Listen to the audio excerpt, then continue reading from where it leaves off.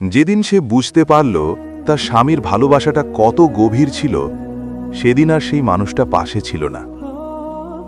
বৃষ্টি ভেজা একটা বিকেল, জানালার পাশে বসে রিমা চুপচাপ বাইরে তাকিয়ে আছে। আকাশটা ঠিক তার মনের মতোই ধূসর, কিন্তু আজকের এই নিঃশব্দতা, এই শূন্যতা, এটা তো সেই নিজেই নিজের হাতে বানিয়েছে। অথচ একদিন এই ঘরটা হাসি, কথা আর ছোট ছোট ভালোবাসার মুহূর্তে ভরে থাকত। রিমার বিয়ে হয়েছিল আরিফের সঙ্গে। খুব সাধারণ একটা ছেলে, কিন্তু তার ভালোবাসা ছিল অসাধারণ। আরিফ খুব বেশি কথা বলতো না, বড় বড় প্রতিশ্রুতি দিত না, কিন্তু ছোট ছোট কাজের মাধ্যমে ভালোবাসা দেখাতো। প্রতিদিন সকালে ঘুম থেকে উঠেই চা বানিয়ে দিত রিমার জন্য। রিমা তখনও আধো ঘুমে থাকত। আরিফ মৃদু কণ্ঠে বলতো, চা ঠান্ডা হয়ে যাবে, উঠে পড়ো। এই ছোট্ট কথাটার মধ্যেও কতটা মায়া লুকিয়েছিল সেটা রিমা কখনো বুঝতেই চায়নি। রিমার সবসময় মনে হতো আরিফ তাকে যথেষ্ট ভালোবাসে না, কারণ সে কখনো সিনেমার নায়কদের মতো ভুল নিয়ে আসে না, বড় বড় সারপ্রাইজ দেয় না, কিংবা আমি তোমাকে খুব ভালোবাসি এসব কথাও খুব কম বলে। একদিন দুপুরে তার বান্ধবী সোনিয়া এসেছিল। সোনিয়া তার স্বামীর দেওয়া দামি গিফট, রেস্টুরেন্টে যাওয়া, ঘুরতে যাওয়ার গল্প করতে লাগল। রিমার মনে হিংসে ঢুকে গেল। সে রাতে যখন আরিফ অফিস থেকে ফিরল, ক্লান্ত মুখে, হাতে একটা ছোট্ট প্যাকেট, রিমার জন্য তার পছন্দের চকলেট, তখন রিমা মুখ ঘুরিয়ে বলল, এইসব সস্তা জিনিস দিয়ে কি ভালোবাসা দেখাতে হয়? আরিফ একটু থেমে গেল। তার চোখে কষ্টটা স্পষ্ট ছিল, কিন্তু সে কিছু বলল না, শুধু চুপচাপ ব্যাগটা টেবিলে রেখে দিল। সেই রাতেই রিমা বলেছিল, তুমি আমাকে কখনো খুশি করতে পারো না, অন্যদের স্বামীদের দেখো আর তোমাকে দেখো। তখন আরিফ ধীরে ধীরে বলেছিল, আমি চেষ্টা করি রিমা, হয়তো আমার ভালোবাসা দেখানোর ধরনটা আলাদা। কিন্তু রিমা তখন শুনতে চায়নি। তার কাছে ভালোবাসা মানে ছিল বড় কিছু, চোখে পড়ার মতো কিছু। আরিফের নিঃশব্দ ভালোবাসা তার চোখে কখনো ধরা পড়েনি। দিন যেতে লাগল, রিমার অভিযোগ বাড়তেই থাকল। ছোট ছোট বিষয় নিয়ে ঝগড়া, অভিমান, কথা বন্ধ করে দেওয়া, সবকিছু যেন তাদের সম্পর্কটাকে ধীরে ধীরে ক্ষয় করে দিচ্ছিল। একদিন রাতে খুব বৃষ্টি হচ্ছিল, হঠাৎ করে বিদ্যুৎ চলে গেল। রিমা ভয় পেয়ে গেল। ঠিক তখনই আরিফ মোমবাতি জ্বালিয়ে তার পাশে এসে দাঁড়াল, বলল, ভয় পেও না, আমি আছি। এই আমি আছি, এই তিনটে শব্দে যে কতটা নিরাপত্তা ছিল সেটা বুঝতে হলে হৃদয় দিয়ে শুনতে হয়। কিন্তু রিমা তখনও সেটা অনুভব করতে পারেনি।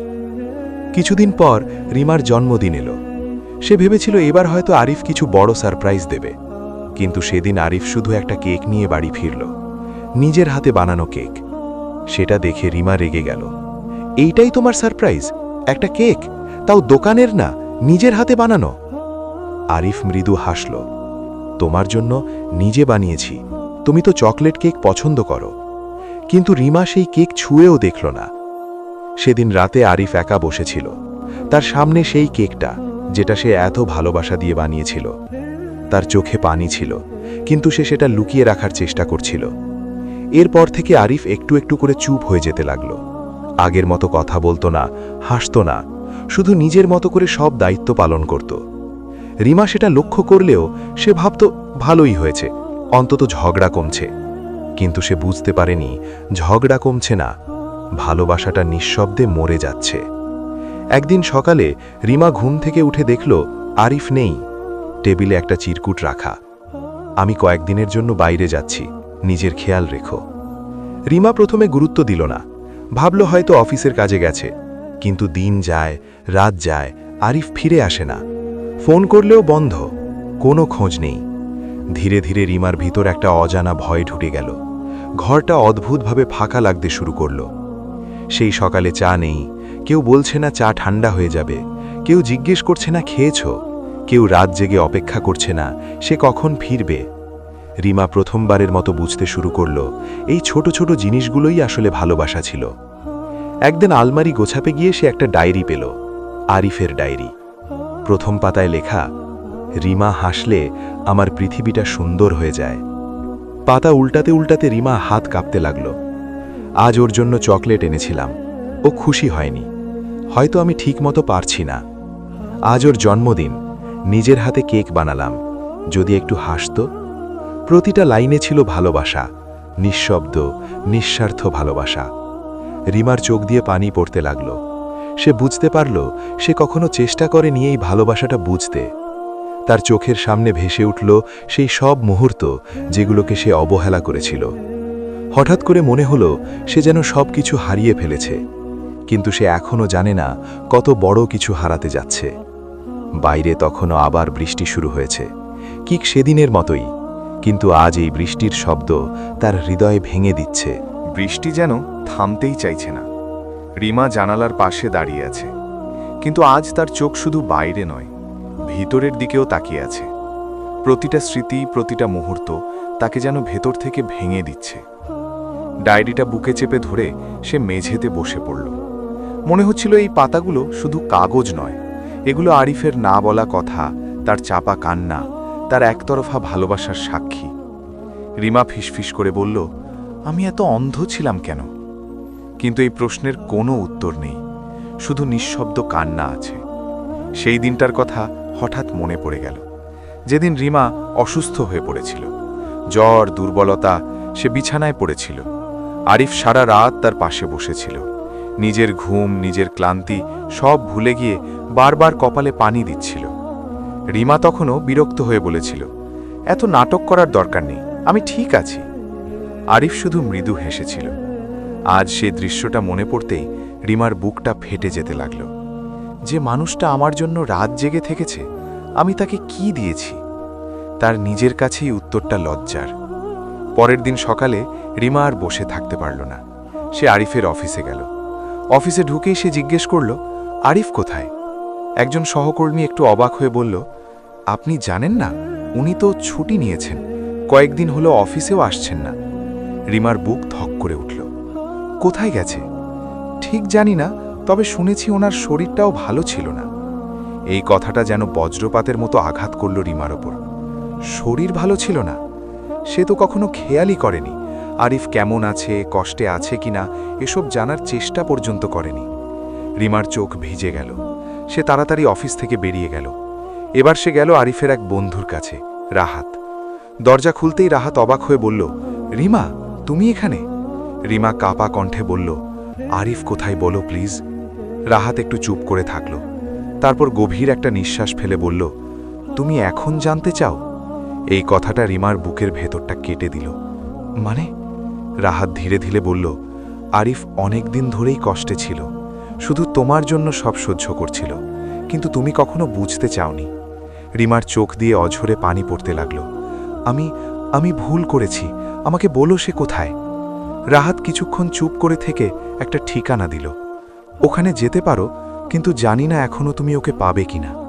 এই কথাটার ভেতরে এমন একটা ভয় ছিল যেটা রিমাকে ভেতর থেকে কাঁপিয়ে দিল। রিমা দেরি না করে রওনা দিল। পথটা যেন শেষই হচ্ছিল না। প্রতিটা সেকেন্ড তার কাছে একটা যুগের মতো লাগছিল। অবশেষে সে পৌঁছল একটা ছোট্ট ক্লিনিকের সামনে। তার বুক ধরফর করতে লাগল, হাত কাঁপছিল, তবুও সে ভেতরে ঢুকল। রিসেপশনে গিয়ে কাঁপা কণ্ঠে বলল, এখানে কি আরিফ নামে কেউ আছে? রিসেপশনিস্ট একটু খাতা দেখে বলল, জি আছে, কিন্তু তার অবস্থা ভালো না।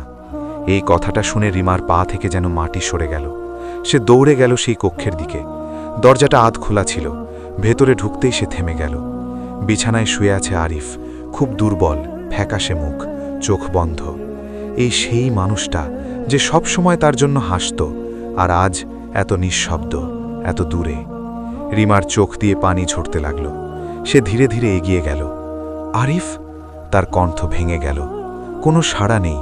সে আরিফের হাতটা ধরল। হাতটা ঠান্ডা, দুর্বল। আরিফ, আমি এসেছি, তোমার রিমা। হঠাৎ করে আরিফের চোখের পাতা একটু নড়ল। ধীরে ধীরে সে চোখ খুলল। রিমাকে দেখে তার চোখে এক মুহূর্তের জন্য আলো জ্বলে উঠল, কিন্তু সেই আলোটা আবার নিভে গেল। সে মৃদু কণ্ঠে বলল, তুমি এখানে? রিমা কান্নায় ভেঙে পড়ল। আমি তোমাকে খুঁজছিলাম, প্লিজ আমাকে মাফ করে দাও, আমি বুঝতে পারিনি। আরিফ দুর্বল হাসল। এখন বুঝেছ? এই একটা প্রশ্ন যেন হাজারটা ছুরির মতো বিঁধল রিমার বুকে। হ্যাঁ, আমি সব বুঝেছি, তুমি আমাকে কত ভালোবাসো, আমি সব বুঝেছি। তার কণ্ঠে ছিল অনুতাপ, ছিল ভাঙা হৃদয়ের আর্তনাদ। আরিফ কিছুক্ষণ চুপ করে থাকল। তারপর ধীরে ধীরে বলল, আমি কখনো চাইনি তুমি বুঝতে, আমি শুধু চাইতাম তুমি একটু খুশি থাকো। এই কথাটা শুনে রিমা আরও জোরে কাঁদতে লাগল। আমি তোমাকে কষ্ট দিয়েছি, আমি তোমার ভালোবাসার মর্যাদা দিতে পারিনি। আরিফ চোখ বন্ধ করে ফেলল। মনে হচ্ছিল তার ভেতরের শক্তিটুকুও শেষ হয়ে যাচ্ছে। রিমা ভয় পেয়ে গেল। আরিফ, প্লিজ চোখ খুলো, আমি তোমাকে হারাতে চাই না, আমি বদলে যাব, আমি সব ঠিক করে দেব। তার কণ্ঠে ছিল মরিয়া আকুতি। কিন্তু সময় কি এত সহজে ফিরে আসে? ডক্টর ভেতরে ঢুকল, রিমাকে একটু সরিয়ে দিয়ে চেক করল, তারপর গম্ভীর কণ্ঠে বলল, রোগী অনেক দিন ধরেই অসুস্থ ছিল, মানসিক চাপও অনেক ছিল, এখন অবস্থা খুব সংকটজনক। রিমার মাথা ঘুরে গেল, সে দেয়ালে ভর দিয়ে দাঁড়িয়ে থাকল। তার মনে হচ্ছিল এই সব কিছু তার কারণেই হয়েছে। সে যদি একটু বুঝত, একটু ভালোবাসত, তাহলে হয়তো আজ এই দিনটা দেখতে হতো না। রিমা আবার আরিফের পাশে গিয়ে বসল, তার হাতটা শক্ত করে ধরে বলল, আমি কোথাও যাব না, তুমি ঠিক হয়ে যাবে, আমরা আবার নতুন করে শুরু করব। তার চোখে তখন শুধু আশা আর ভয়, কিন্তু সেই আশার ভেতরেই লুকিয়েছিল এক ভয়ঙ্কর সত্য, যেটা সে এখনও পুরোপুরি জানে না।